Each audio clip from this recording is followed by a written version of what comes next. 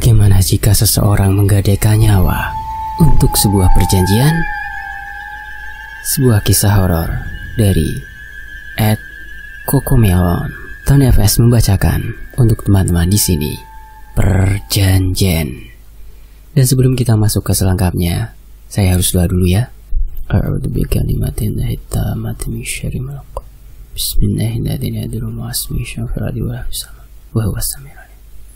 Allahumma sholli ala sayyidina Muhammad sallallahu alaihi wasallam. Ini dia selengkapnya. Senin Wage tahun 1966. Di kota kecil di sebuah pantai selatan Jawa, lahirlah seorang anak perempuan dengan kondisi sehat, dibantu dukun anak yang saat itu hanya tersedia di desa. Bayi cantik ini lahir dengan bobot yang lumayan gemuk, berambut keriting ikal. Suara tertawa girang terdengar dari orang tuanya. "Wahyu bu, ki anakku. Cantik sekali ini anakku bu, alhamdulillah. Namamu Suparti le. Besok lek wis gede, suatu saat nanti kalau sudah besar, jadilah anak yang pinter ya, berbakti sama ibu dan bapak." Pagi itu, Parti terbangun dari mimpi. Melihat sosok ayah dan ibu membuat Parti meneteskan air mata. Sudah lama sekali ayah dan ibu meninggalkan Parti sendiri. Parti atau Suparti dikenal remaja yang rajin bagi tetangga desa. Saat itu usianya 15 tahun. Ia membantu ibunya sebagai buruh cuci, sedangkan ayahnya bekerja sebagai jogo ternak, yang mana penghasilannya sangat kurang untuk sekedar keluarga makan atau Parti sekolah. Saat menginjak umur 23 tahun, Parti dikenalkan oleh bapak, pria lajang yang berumur 5 tahun, lebih tua, berperawakan tinggi dengan rambut klimis bergelombang. Sebut saja Satrio. "Duk, sini Duk. Ini Mas Satrio sudah datang. Keluar sini Duk," ucap bapak. Parti pun bergegas untuk keluar menemui Mas Satrio. Dengan wajah yakin, bapak memperkenalkan Satrio ke Parti. Dan Parti pun tersipu malu, seperti anak remaja pada umumnya. "Iki Duk, jenenge Satrio. Namanya Satrio, anaknya Pak Yadi." Bapaknya Satrio sama bapak sudah seperti saudara Duk. Bapak kepengen bangun seduluran, menjalin persaudaraan. Sekarang masnya kerja di daerah pantai utara. Semoga dengan ketemu ini dapat terjalin silaturahmi, ucap bapak. Semenjak pertemuan itu, Parti dan Satrio mulai menjalin hubungan sebatas teman dekat. Namun mereka yakin suatu saat mereka akan bersama. Apalagi kedua orang tua mereka menyetujui hubungan mereka. "Ti, si Rika dewekan. Kok kamu sendirian, Ti?" tanya Maryam, teman dekat Parti desa. "Iyo Yem, Mas Satrio kayaknya ora bali lu. Orang ngabari babar blas." "Iya Yem, Mas Satrio sepertinya ndak balik, ndak ngabari sama sekali." Berikutnya pakai bahasa Indonesia saja ya. "Mas Satrio kerja di mana? Kok lama ndak balik?" tanyanya kembali. "Aku yo juga ndak paham, tapi setauku di daerah Pantura, nyari akar jati dan dijual. Tergantung mandornya juga ada kerjaan atau ndak," jawab Parti dengan wajah yang masih mengharap. Kemudian dari arah jauh, terlihat sosok bayangan samar seorang laki-laki yang tergopoh membawa besek. Besek itu bungkus yang terbuat dari anyaman bambu. Ya, seorang laki-laki yang tergopoh membawa besek di kedua tangannya, mendekat menghampiri. "Mas Satrio," ucap Parti. Di umur 24 tahun, Parti menikah dengan Satrio. Pernikahan sederhana yang hanya mengundang beberapa orang dan ditutup dengan mengaji. 3 hari setelah menikah, bapak yang merupakan sosok panutan Parti meninggal dunia. Innalillahi. Disusul dengan ibu 1 bulan kemudian. Mungkin ini janji bapak bisa melihat Parti menikah dengan Satrio, yang merupakan anak sahabatnya sendiri, sebelum menghembuskan nafas terakhir. Setelah menikah, pasangan muda ini memilih untuk tinggal sendiri dengan mengontrak rumah sederhana, hasil dari penghasilan Satrio selama bekerja. "Mas, maaf, apa ndak ada lagi panggilan dari mandor?" Tanya Parti gusar, karena setelah menikah selang 3 bulan, Satrio pulang ke rumah dan tidak kembali lagi untuk bekerja. Kalau seperti ini, makan kita bagaimana, Mas? Apalagi sewa kontrakan mau habis. Kalau kita diusir bagaimana, Mas? Masa harus kembali ke ayahnya, Mas? Izin, Mas, malu. Satrio hanya terdiam sambil memeluk Parti. Kemudian berbicara kepadanya bahwa ada rekanan yang bertempat tinggal di pesisir dapat memberi pekerjaan. Keesokan harinya, Satrio pergi pamit kepada Parti untuk tidak pulang selama 4 hari. Parti pun mengizinkan dan mencium tangan Satrio sebelum Satrio berangkat. 5 hari berlalu, Satrio pulang dengan wajah murung. Parti yang sedang menunggu di depan melihat keresahan Satrio. Mas, Rika kenapa sih? Kamu kenapa, Mas? Ada masalah apa? Tapi dengan tiba-tiba Satrio memeluk Parti dan tertawa bahagia. Awake dhewe iso sugih, Nduk. Kita bisa kaya, bisa kaya. Satrio mengeluarkan tas berisi uang yang penuh. Parti yang saat itu belum pernah melihat uang sebanyak itu pun kaget dan menyimpan banyak pertanyaan di kepalanya. Rasa senang bercampur tanda tanya. Kemudian bertanya kepada Mas Satrio, ini uang dari mana, Mas? Kamu ndak nyuri kan? Hush, ya ndak lah. Ini uang dari temanku. Katanya kerjaku bagus, jadi gajinya dikasih di awal. Ini gajiku sebulan, Duk. Parti pun percaya dengan Mas Satrio. Parti mengenal Mas Satrio sebagai seorang yang jujur. Setelah itu, Satrio bergegas untuk mandi dan membersihkan diri. Dengan cekatan, Parti menyiapkan handuk. Namun ada pikiran yang mengganjal setelah melihat Satrio yang memunggungi Parti. Di bagian punggungnya penuh luka seperti luka cakaran. 5 hari berselang dan Satrio pun kembali pamit untuk pergi lagi. Di rumah, Parti membuka kedai kecil yang berjualan makanan masak untuk mencari kesibukan dan menambah penghasilan dari Mas Satrio. Awalnya ramai, dan kemudian banyak komplain dari pelanggan yang mengeluhkan makanannya basi. Parti pun bingung, bagaimana bisa makanan yang dimasaknya pagi itu siangnya bisa basi? Saat Satrio kembali, Parti bercerita tentang kejadian yang menimpa di warung. Satrio hanya tersenyum kecil dan berkata, semuanya juga butuh makan. Parti tidak menanggapi lanturan Satrio. Malamnya Parti mengeluhkan sakit di bagian perut bawah setelah berhubungan dengan Satrio. Rasa sakit itu seperti rasa terbakar. Anehnya Satrio hanya berekspresi biasa saat Parti mengerang kesakitan, seperti dia sudah tahu apa yang akan terjadi. Tiba-tiba cairan hangat terasa di sela-sela kaki Parti. Kaget, tidak menyangka kalau selama ini dia hamil. Parti sujud di kaki Satrio meminta maaf sambil menangis. Ia tidak tahu jika ia hamil. Namun Satrio dengan ekspresi datar mengatakan, tidak apa-apa, dan melanjutkan untuk tidur, meninggalkan Parti membersihkan darah di sela-sela kakinya. Di sisi lain, malam itu Satrio memberanikan diri menyusuri jalan setapak menuju desa dekat dengan pesisir pantai selatan. Berbekal alamat yang diberi teman semasa bekerja mencari akar kayu, dia bergegas pergi. Temui ini, kamu bisa kaya. Kamu pikir aku nyari akar ini cuma pakai firasat? Zaman sekarang yo, akar jati itu perlu ditarik. Nggak sebarang orang bisa ngelihat tempat akar yang tersembunyi ini, ucap Anwar, teman Satrio yang mengajak dia bekerja yang saat ini menjadi mandor. Aku bisa kaya juga berkat ini yo. Kamu apa ndak pengen seperti aku? Dengan masalah ekonomi yang semakin menghimpit, maka Satrio pun mengikuti saran dari Anwar. Diberikannya sari kertas bertuliskan alamat dan nama orang yang akan ditemui.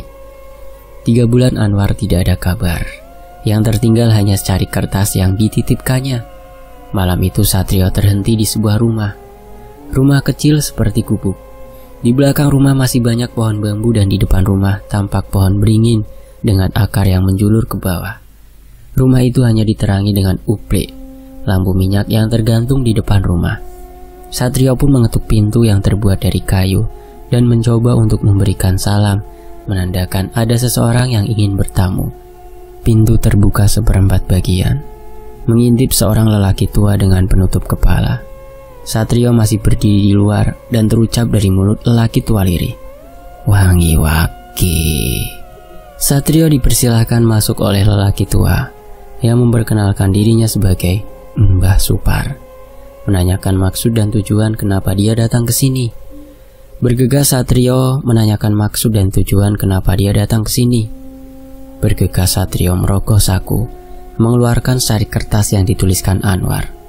Ekspresi Mbah Supar kemudian berubah menjadi ramah dan sedikit tersenyum kecil mengatakan, "Bocah pinter, sudah dapat guru baru."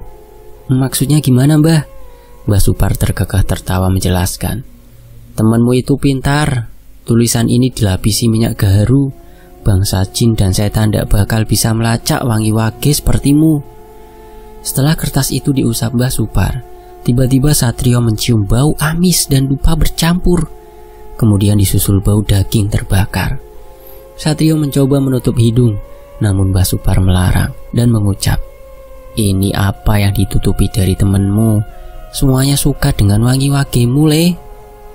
Tiba-tiba, di langit-langit, terlihat perempuan dengan rambut berantakan sedang melihat ke bawah ke arah Satrio sambil menyeringai menggantung dengan kepala menghadap ke bawah. Tidak hanya satu, di balik pintu juga terlihat sesosok yang menyerupai di langit-langit mengintip. Satrio pun bergidik ngeri melihat itu. Mbah Supar terkekeh melihat Satrio ketakutan. "Itu cuma 2, aslinya 7. Yang satu di bawah temanmu Anwar. Apa kamu sudah yakin dengan keputusan ini?" Satrio mengangguk yakin. "Kunti yang di sini akan memberi apa yang kamu inginkan, tapi syaratnya kamu harus nikah dengan setan ini. Weton istrimu sama weton Kunti ini sama.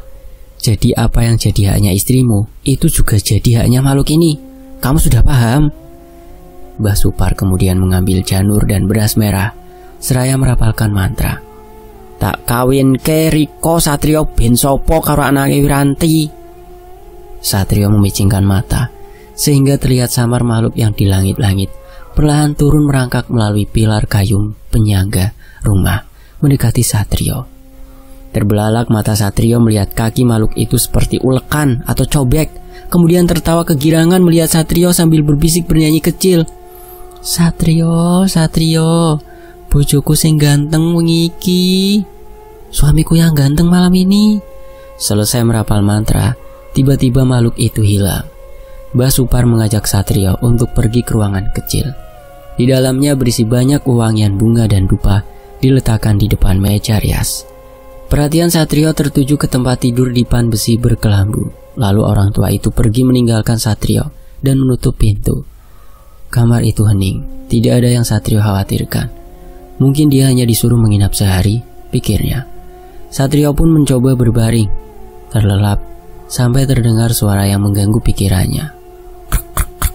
Satrio melihat ke atas tapi seperti bukan dari arah sana sumber suaranya. Ketika Satrio melihat ke bawah, kepala Kunti sedang berada di selangkangannya, menyeringai dengan bola mata melotot, bergerak menatap wajah Satrio sangat dekat. Satrio mencoba memberontak, tapi badan Satrio tidak bisa bergerak. Dia melihat di sekitar tempat tidur. 3 Kunti yang lain sedang bernyanyi kegirangan melihat Satrio. Sementara itu di sisi lain, sinar matahari masuk melalui celah genteng yang berada di kamar. Satrio terbangun, kemudian tersadar terhentak melihat ke bawah celananya. Basah dan terlihat lendir putih di celana mengering. Di atas meja rias sudah terlihat kain merah. Bergegas Satrio turun dari dipan besi, menghampiri kain merah itu dan membukanya. Emas berbentuk paku, kalung, dan cincin terlihat di depan mata. Saat keluar dari kamar, Satrio melihat Mbah Supar yang sedang melinting rokok, mempersilahkannya duduk. "Kamu dan Wartini sudah jadi pasangan. Makhluk itu seperti manusia, punya rasa suka, rasa cemburu, rasa kepengen. Selama kamu nuruti, apa yang kamu cari akan dituruti. Wartini ingin punya 7 anak dari istrimu yang sekarang. Kamu sudah digariskan punya 7 keturunan. Satrio pun pamit. Di sisi lain, hujan turun deras malam ini. Waktu menunjukkan pukul 12.30. Parti duduk termangu dengan sajadah yang masih berada di depannya, berharap cemas mendoakan suaminya agar cepat pulang. Sudah malam hari Mas Satrio belum pulang. Tiba-tiba dari arah depan terdengar suara ketukan pintu. Parti segera membuka, mengharap Mas Satrio yang mengetuk. Saat membuka pintu, tak ada satupun yang terlihat di luar. Hujan masih turun membuat suasana rumah menjadi semakin sepi. Terdengar saut suara bayi menangis dari arah kamar. Semakin mendekat, suara itu semakin jelas. Ketika Parti membuka kamar, terlihat di atas lemari perempuan dengan rambut terurai duduk memakan kepala bayi. Perempuan itu menyeringai melihat Parti. Di mulutnya masih tersisa darah dari bayi yang ia makan. Parti terbangun dari tidurnya dengan masih menggunakan mukena. Ia merasakan sensasi hangat dari bawah tubuhnya. Darah segar lagi-lagi menetes di sela-sela kaki. Pintu kembali diketuk, tapi kali ini suaranya seperti digedor. Parti segera berdiri dari tempat ia sholat. Dengan badan terhuyung, Parti membuka pintu lagi. Parti melihat bungkus kain merah di depan pintu, berisikan lembaran uang yang Parti tidak sangka. Keesokan hari Mas Satrio pulang. Parti menyambutnya dengan amarah. "Kamu habis ngapain, Mas? Aku tahu ini uang gak bener. Ini dari mana?" Parti menunjukkan kain merah itu. Satrio menenangkan Parti yang panik. "Sudahlah, yang penting kita pegang uang.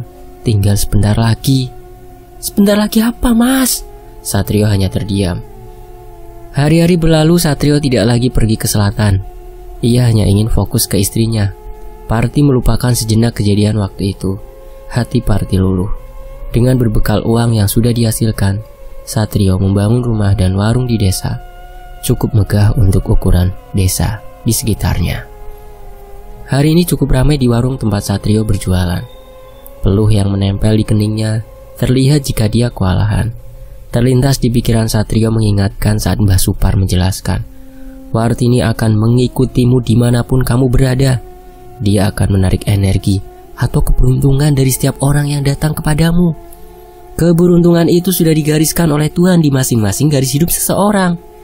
Ini dibuktikan saat Satrio melihat 2 pelanggan yang datang. Tak lama setelah 2 pelanggan datang, pelanggan lain akan datang berkali lipat. Yang awalnya 2 kemudian datang 4, dan datang lagi 8, begitu seterusnya. Pelanggan itu datang seperti sedang kelaparan, lahap, sampai Satrio kewalahan. Namun anehnya, ketika selesai makan, mereka mengeluhkan pegal di bagian tengkuk, menandakan garis rezekinya sudah diambil Wartini perlahan. Hati-hati teman-temanku, makanan yang paling aman itu yang dimasak dari rumah. Dan dari arah kejauhan Satrio melihat sayup-sayup orang tua berdiri memandangi dari arah warungnya. Seketika terbisik suara samar di telinga Satrio. "Janji kita belum selesai." Satrio tertegun menelan ludah.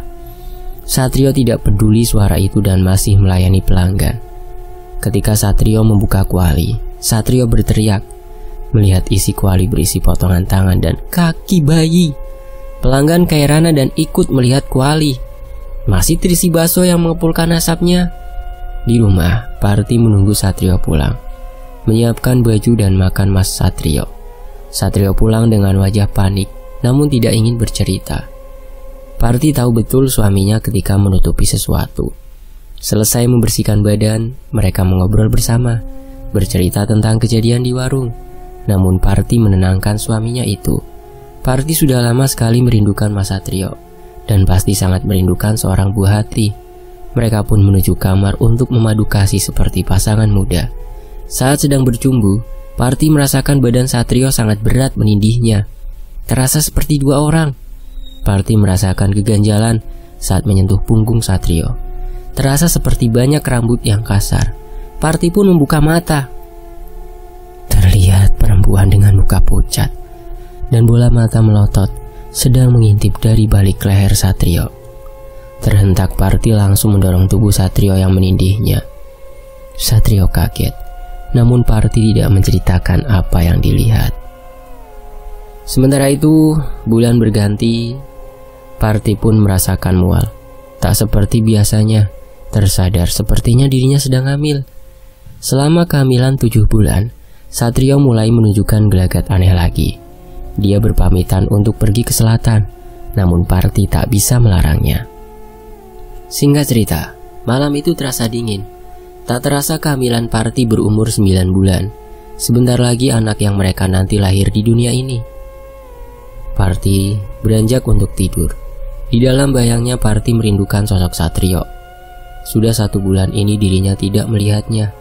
Semoga saat lahiran nanti dia bisa pulang dan menemani, ucapnya dalam hati. Parti mencoba memejamkan mata, namun dia merasa ada hal yang aneh. Terasa ada yang mengelus perutnya. Sentuhannya seperti kuku. Ia pun membuka mata.